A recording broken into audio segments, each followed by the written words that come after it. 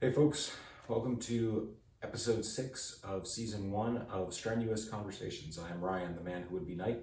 Today we're going to finish up this book, Leisure, the Basis of Culture by Josef Pieper. I will say this edition of the book has another essay that he did called The Philosophical Act.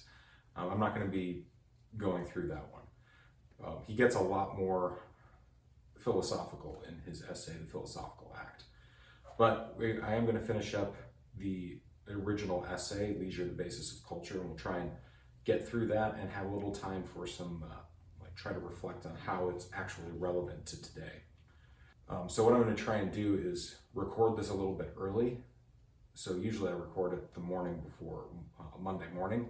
I'm going to try and record it a little bit early, which means I'm doing a different workout today. So it's not the usual quick and dead protocol that I do Monday, Tuesday, and Thursday. This is going to be a strength thing.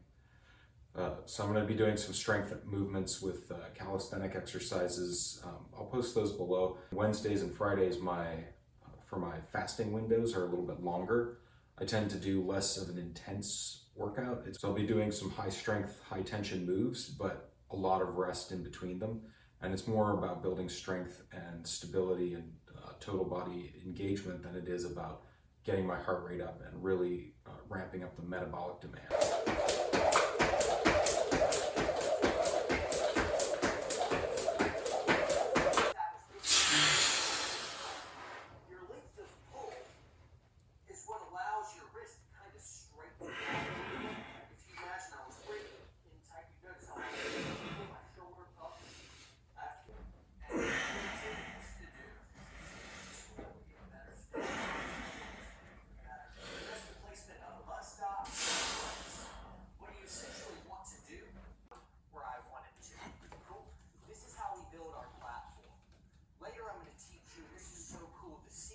Rapid fire with your blaster.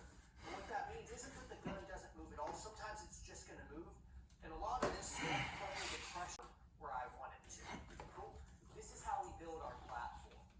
Later I'm going to teach you, this is so cool, the secret to rapid fire with your blaster. And what that means isn't that the gun doesn't move at all. Sometimes it's just going to move. And a lot of this is probably the pressurize that stance. You're going to be in that stance all day. It's going to really hook you up when we start shooting fast and accurate, doing our ready ups. So remember that. But what we need to do now is zero our guns. Zero, kind of need to get into a stable position of your life.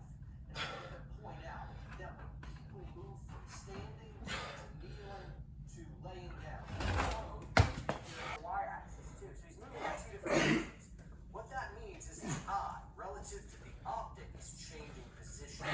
And so, as you're aiming your optic, there can be a big shift from what you're seeing. Your point of aim is relative to your point of impact. We call this parallax. Whereas you're moving, you've got this optic, but your head is changing. Sound good? Cool. What I want to do now is I want to talk about differences of our normal shooting stance, which I want to go through first. Here's how we normally shoot, so that we're ready to control the muzzle and be able to shoot fast and accurate, versus an entirely different shooting way, and that's sniper stuff. It's one shot, one kill. It's guaranteed to hit, right? And so this is how we zero. All I care about is being able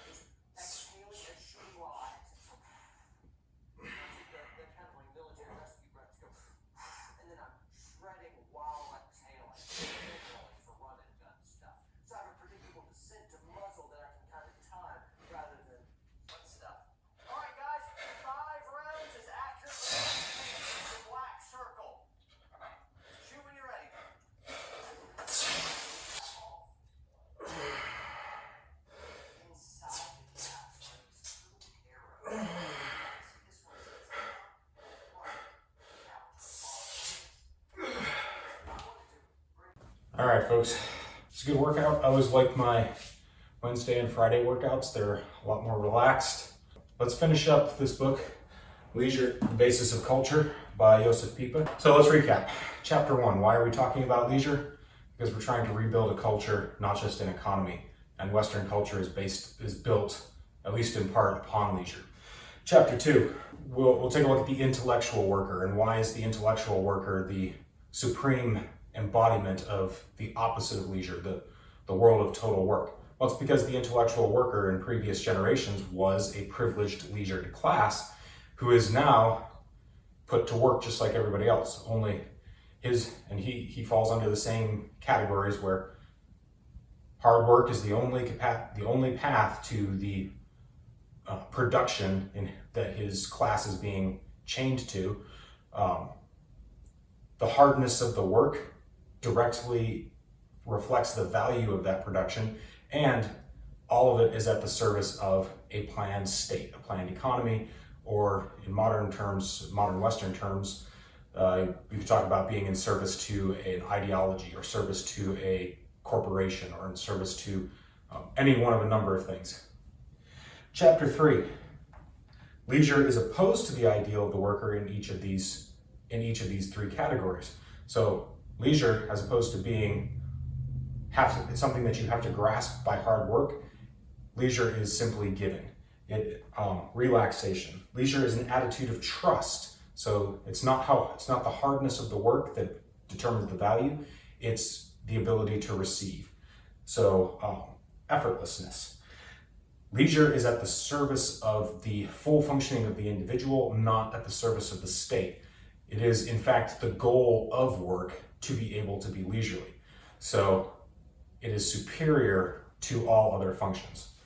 Then in chapter 4, we examined why can we not return to a culture of leisure? What are the obstacles to returning to a culture of leisure? And Pieper identifies 3 obstacles: lack of property, coercion by the state, and inner impoverishment.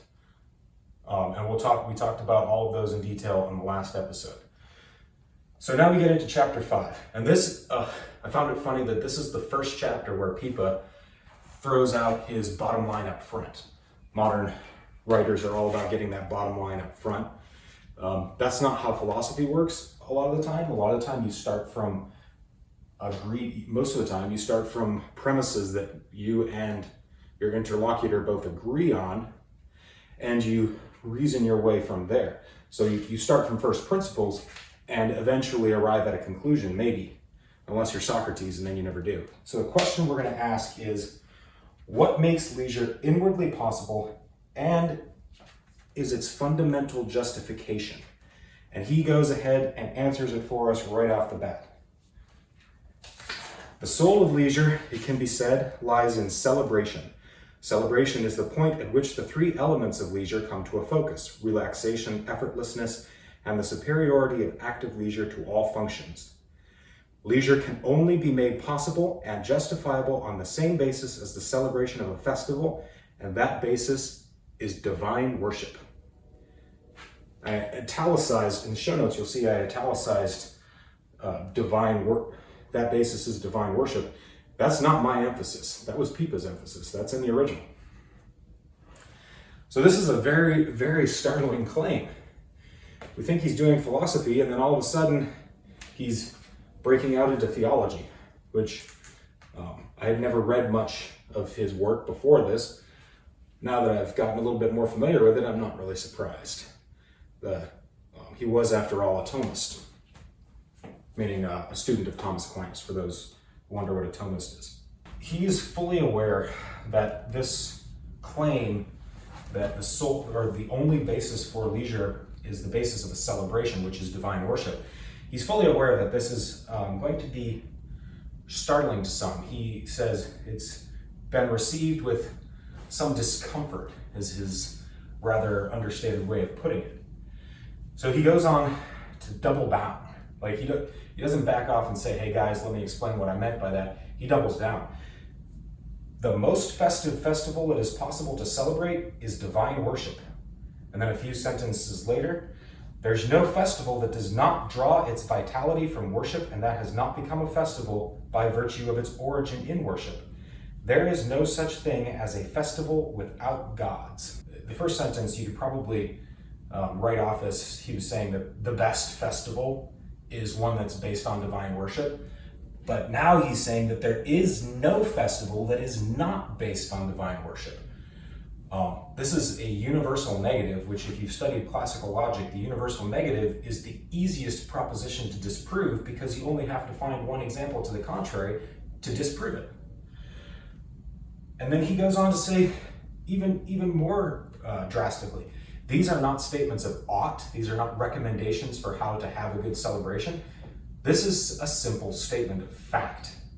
So Pieper is saying, in his view, that divine worship is a prerequisite for a celebration. It is a prerequisite for leisure. Now, that was startling in 1947 when everybody, or most people, that hurts so good, when most people are brought up with some category of divine worship in their lives. This is even more startling in the 21st century where a huge proportion of our population does not have any divine worship in their lives. They're formally and culturally atheist or agnostic. So I spent a little bit of time wrestling with this idea because it seems pretty startling. Like I can think of, he mentions Labor Day himself as an example of what he calls a pseudo-festival. But we have a ton of things that we celebrate are not explicitly, at least, divine worship. So 4th of July in the United States, we celebrate the 4th of July. It's a secular holiday, it always has been. It's a commemoration of the independence of our country. Another great example is the Super Bowl, probably one of the biggest holidays in America for the last, several decades anyways. What does this do to Pieper's claim that there is no festival without divine worship? Well, let's take those two examples. Labor Day was a holiday that was started in the latter half of the 19th century. In America, the labor movement was the founder of Labor Day. It was actually the idea of a single individual whose name escapes me at the moment. This individual decided that there should be a Monday in the year that was dedicated to celebrating labor throughout the United States. He proposed that there be a day, a work day, where people would not work. They would instead have a parade, do a march, have picnics, and celebrate the fact that they're working the rest of the year. I had to take a look back and look at all the Labor Day celebrations that we have. Does anybody really celebrate the fact that we're working? Does anybody really celebrate labor? Apart from those with a political axe to grind, I would argue no, they don't. In America, Labor Day is, oh cool, a free day off. We get to have a barbecue. So that's really what kind of supports Pieper's argument, is that there is no true festival. We don't have Labor Day parades as a big thing. We're not celebrating leisure. We're just taking a day off. It's just free time to do nothing with, or to do whatever we want. What about the Super Bowl? Super Bowl is definitely a festival, definitely a whole bunch of people coming together to celebrate something, but there's no attitude of divine worship. Well, I think Pieper would disagree with that. I think that he would argue that there is an element of divine worship. That is the great festival of football, of American professional football, which you could argue, and in fact many people do argue, is the true religion of many Americans. The more festival-like the Super Bowl is, the more it really kind of supports Pieper's thesis that there is no festival without an aspect of divine worship, without its origin in divine worship. There's a very big difference between resting for labor and resting from labor. A festival is a rest from labor. It holds time the same position in time that a temple holds in space. So a temple is a plot of land that is held apart. It's not to be used for agriculture, it's not to be used for business, it's not to be used for industry. It is set apart as the exclusive property of the gods. A festival holds the same position. This is a day that is set aside. You're not allowed to do agriculture, you're not allowed to do business, you're not allowed to do industry. It is set apart for the exclusive property of the gods. That's the origin of, in fact, most of our holidays. Even the word holiday is a corruption of the holy day. A good example of this is in Jewish history, the Levites, the priestly tribe, they owned no agricultural land throughout the entire nation of Israel. They lived in cities and were supported by the tithes of their fellow Israelites. Their function, their livelihood was based solely upon, they were a dedicated tribe dedicated to the worship of God. So Pieper argues that a festival arises only when it is time set aside to celebrate, i.e. to worship a deity. And this is where the attitude of thankfulness, or this is where the aspect of thankfulness comes from. When you set aside a Sabbath, which is what it was called in the Hebrew, you set aside a Sabbath, what you're doing is you're taking time off from work, and you're acknowledging that your success, your livelihood, does not depend upon your work. Work is a cooperation, first and foremost, fundamentally in the work of God. His work is primary, our work is just a cooperation in it. When we take this time to rest and to take our nose away from the grindstone, we're essentially putting it all in God's hands and saying, I trust you. This reminds me of my older brother who took over the farm, who's currently running the farm I grew up on. A neighbor of his actually said to him, you know, dude, you take every Sunday off. You're never going to get ahead that way. It's cool that you want to spend time with your family and go to church and all, but you need to start working on Sunday or you're never going to get ahead. And my older brother said to him, dude, you've been working Sundays for 30, 40 years now. Have you gotten ahead? Nope. No, he sure hadn't. It's like, well, then you know what? I'm going to enjoy my time off. I'm going to celebrate. And that is the true heart of worship, is a trusting relinquishment of our own effort, our own hard work, and putting things in the hand of God and saying, it's going to be all right. I can trust you to provide what needs to be provided.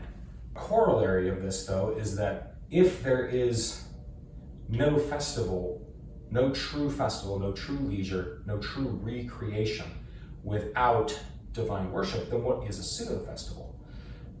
Pieper calls it circenses, a circus. It's mere entertainment, or games is another word that he uses for it, reckoning back, of course, to the panem et circem of Nero, where he, and many of the other emperors as well, where they basically handed out free bread to everyone and staged these elaborate spectacles in order to distract people from the real issues that were going on in their day.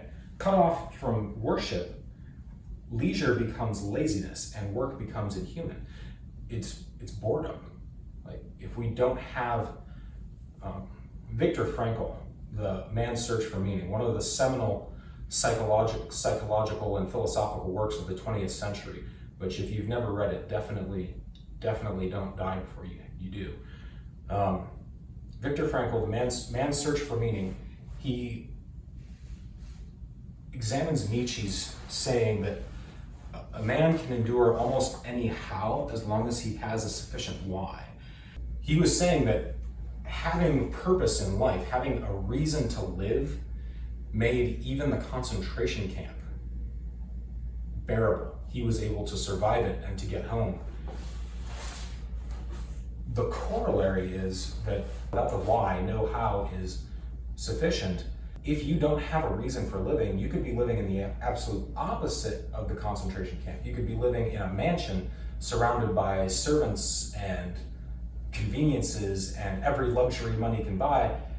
And if you don't have a sufficient why, it's going to be boring. Without work itself, because it lends purpose, so yeah, it's not a great purpose, but it gets me out of bed in the morning.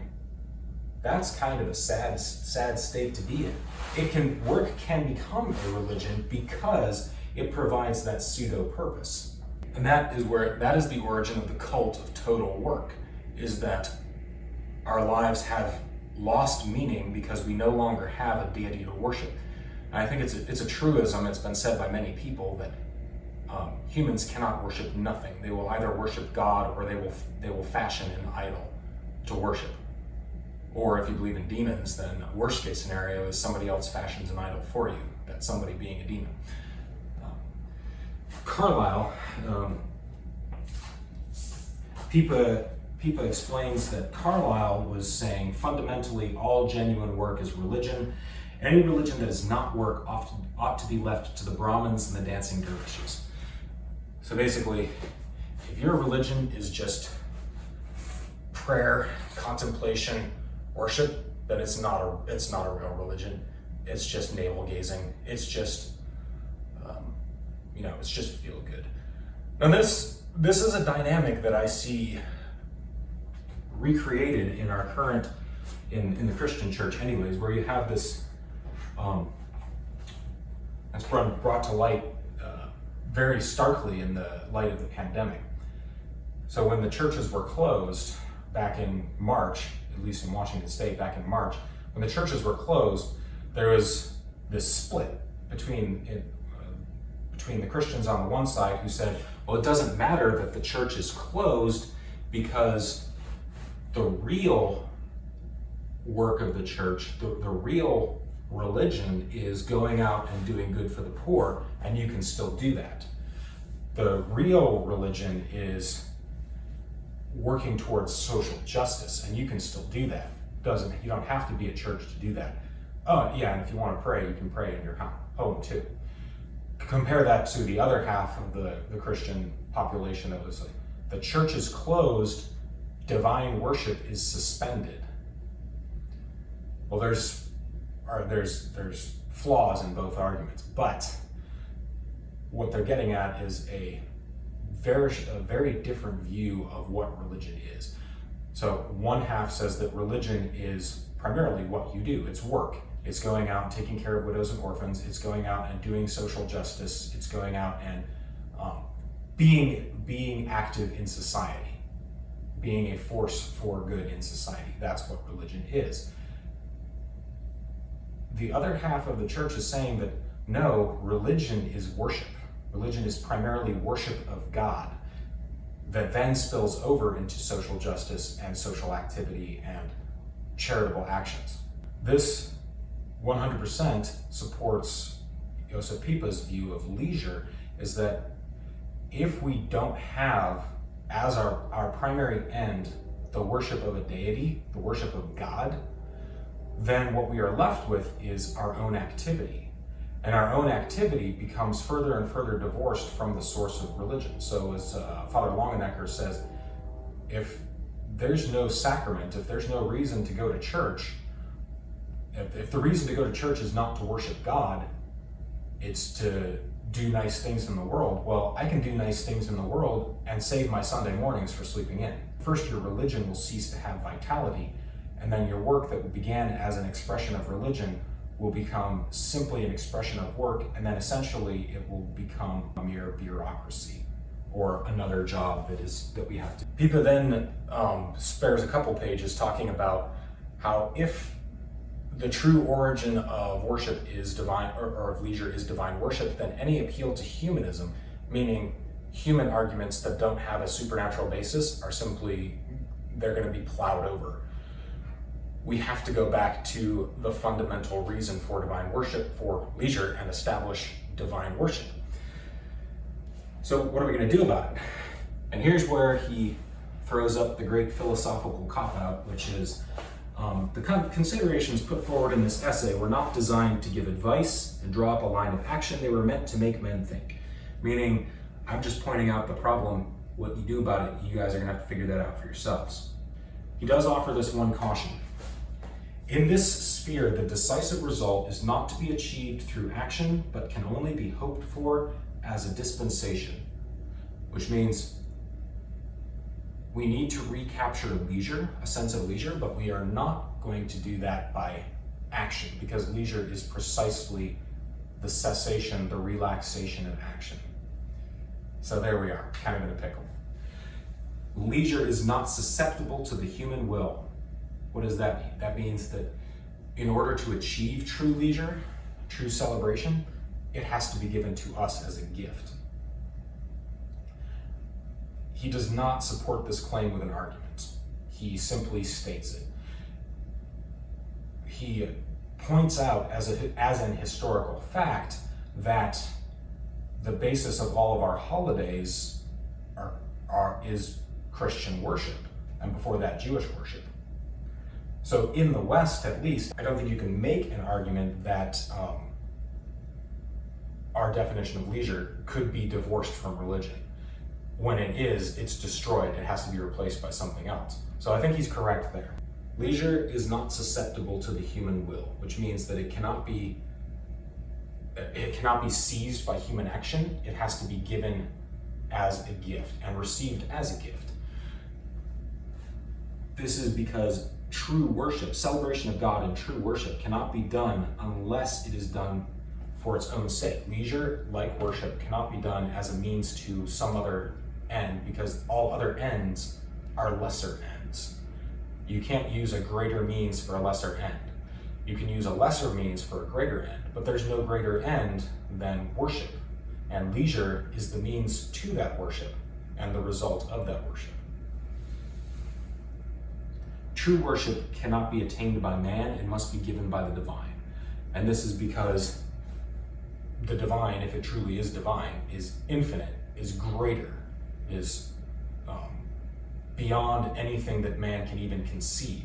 There's no possible way that we could come up with something that would adequately please the divine.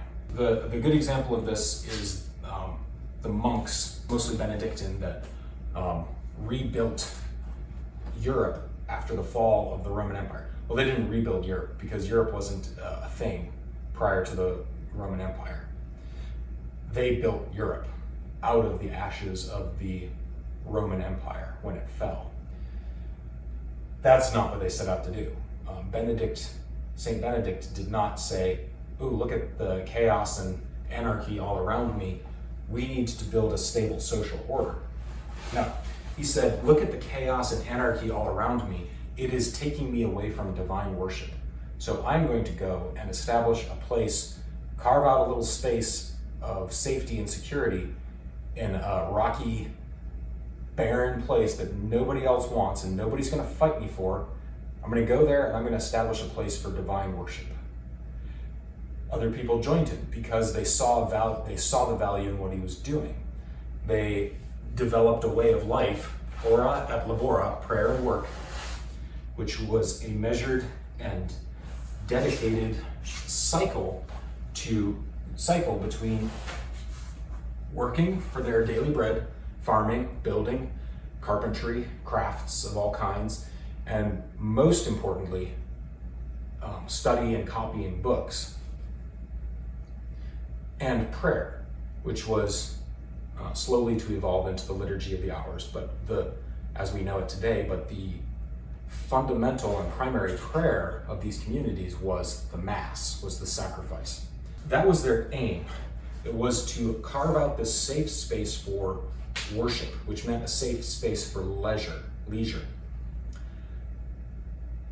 What was the result? The result was that they rediscovered and preserved techniques of building, techniques of textile production, techniques of agriculture. They preserved books that would otherwise have been lost in the Dark Ages following the collapse of Rome. They preserved them and copied them and handed them down. They they opened the first schools. So the Carolingian Renaissance under Charlemagne, where Charlemagne was able to establish these free schools for anybody of any class throughout his empire who wanted to receive an education. He was able to do that because the monks had been preserving the capacity for learning for hundreds of years at this point. All of the science and the culture and the learning of Europe came from these monasteries, but these monasteries were not established in order to preserve it. They were established in order to preserve a space for worship. And the results that accrued towards society flowed from that primary goal. So, getting back to Pieper, he makes this connection between cultus and culture.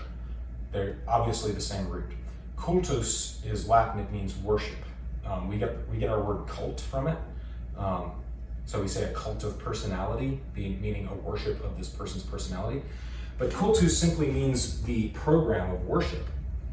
In Christian worship, the fundamental act of that worship, ever since the Acts of the Apostles, is the divine sacrament, i.e. the breaking of the bread, the Eucharist. Now this may not be immediately apparent to a modern American Protestant, or even to an uneducated Catholic, who probably should know better, but a lot of us don't, is that the fundamental worship of the church has always been the Eucharist. And we can trace that from the very beginning of the Acts of the Apostles, where it says they had everything in common and devoted themselves to prayer and the breaking of the bread. The Didache, which describes in great detail the Eucharistic rituals, through the Middle Ages, where you had, I think it's Peter Ackroyd talks about it in his History of England, the Mass being celebrated every day, multiple times a day. This was the center of worship for the townspeople, where they would come together in these big open air markets that were churches, that were essentially just these big open stone rooms, and they would watch the Mass behind the rood screen. All over Europe, this was the fundamental reality. All of the towns are built around the churches, mimicking the monasteries, which were all built around chapels. The towns are all built around these churches. Cities grew up around these churches. The great cathedrals of Europe were centered around Eucharistic worship. Even something that we take for granted, like pews in church, they didn't arise until, I'm going to go out on a limb and say probably the 15th century, maybe the 16th century. With the Protestant Reformation, with the falling away of the Eucharist as the center of focus, now the focus of worship is on the sermon. And I don't care how good you are at sermonizing, you're not going to get people to stand there like this, watching you quietly for an hour. You've got to put some seats in, okay? So, little things like that. Church architecture changed. Everything changed when the Eucharist was removed from the center of worship. And this is not an overnight thing. This is the product of hundreds and hundreds of years of change. Why is this important? Well, the culture of Western Europe that Pieper is trying to argue needs to be restored at the end of World War II. This was a culture that was fundamentally based on worship of God, and the worship that it was based on was a sacramental worship, meaning sacramental. I have to explain that word a little bit.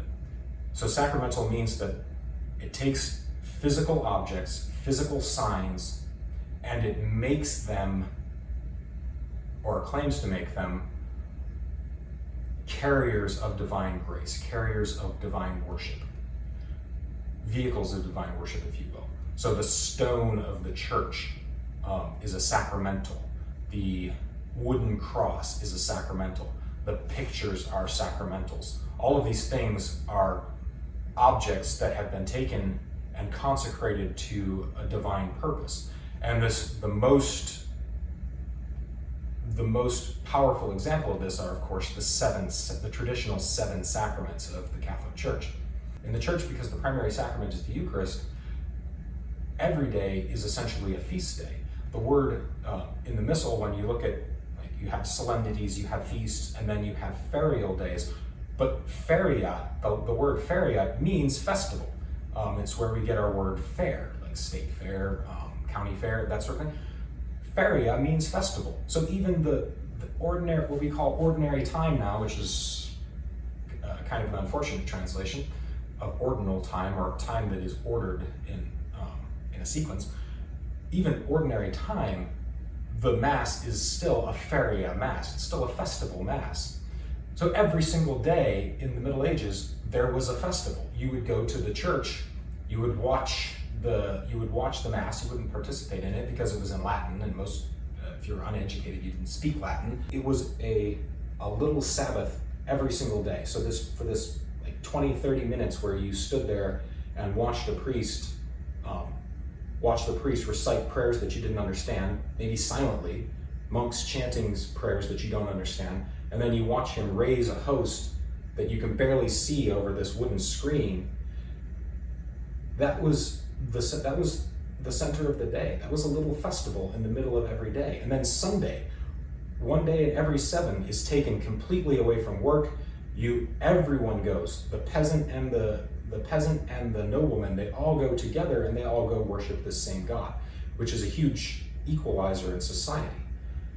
People think of the church as organized religion as a vehicle for inequality, but I can't help but notice that when you take a look at society that was explicitly Christian versus this is society that is rapidly becoming explicitly non-Christian or even anti-Christian, you find the greatest wealth disparity in the non-Christian society.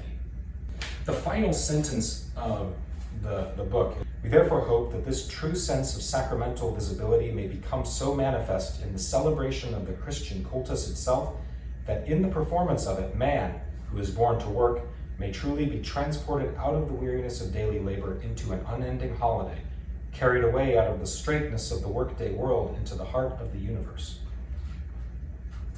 And there's a little bit of, I think, poetical flourish there. But when you break it down into plain English, he is saying, if we want to recover a culture of leisure, if we want to give our work meaning, we have to recover a culture of leisure. And if we want to recover a culture of leisure, we have to recover a culture of divine worship, which means we have to return to the worship that built Western civilization, which he identifies as the Mass, as the sacrifice of the Mass. And I will go on record here saying that I did not see that coming.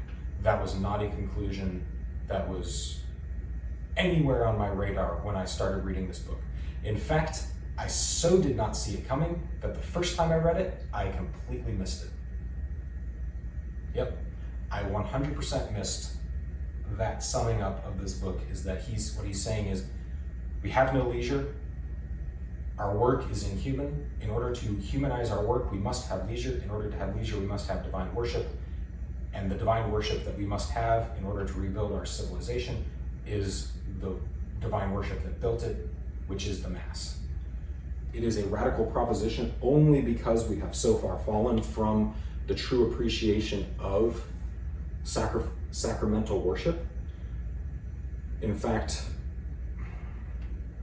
we could get into a long topic. We could get into some liturgical rabbit holes here. We're not going to do that, I promise.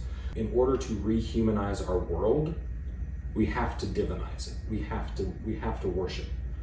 And the danger is not that humans will not worship anything. As I said previously, humans will always worship something. It will be themselves, it will be power, it will be money, it will be sex, it will be sports, it will be something other than God. But anything other than God will turn into an idol. It will turn into, figuratively and perhaps literally, a demon that will enslave us ultimately. That concludes Josef Pieper's book, Leisure, the Basis of Civilization. To sum the whole book up in one sentence, in order to humanize and save our Western culture, We must humanize our work. In order to humanize our work, we must have leisure. But leisure cannot be had apart from divine worship.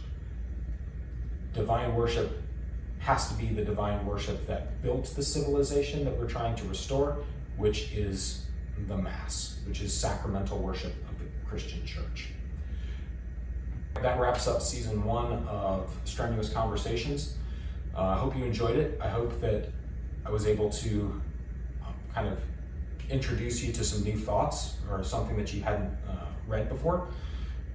Hopefully you got something out of it. If you did, hit like, hit subscribe. I'm going to probably take a break from Strenuous Conversations and work on some calisthenics videos, some like calisthenics instructional videos, but I will return with another episode at some point. I haven't decided what book I'm going to do next. So if you have an idea for what book we should talk about next, go ahead and throw it in the comments section. Like, share, tell your friends about it, and y'all have a great day.